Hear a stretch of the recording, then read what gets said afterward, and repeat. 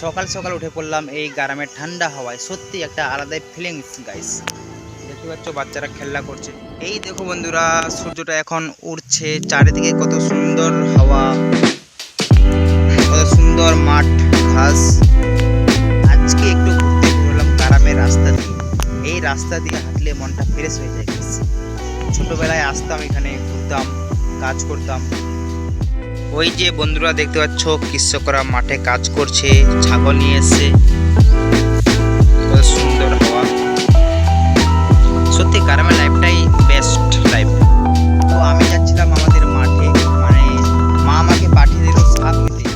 তো আমি যাচ্ছি এখন মাঠে, আমাদের জমিতে। তো এখন আমি চলে এসেছি বন্ধুরা, এটাই হচ্ছে আমাদের জায়গা। মানে আমরা এখানে শাক বা অন্য কিছু লাগাই।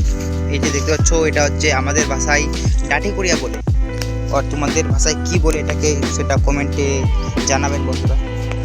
তো আমি এগুলো এখন উঠাবো। মা আমাকে নিয়ে যেতে বললো, বাড়িতে রান্না করবে। এগুলো উঠাবো, উঠছে না গাইস। শহরের ভিউ আর টেনশন থেকে দূর, গ্রামের শান্তি সত্যিই একটা অন্যরকম। এটাই আমাদের গ্রামের একদিন। তো বন্ধুরা, তোমাদেরকে আমাদের গ্রামটা কেমন লাগলো সেটা কমেন্টে জানাবে।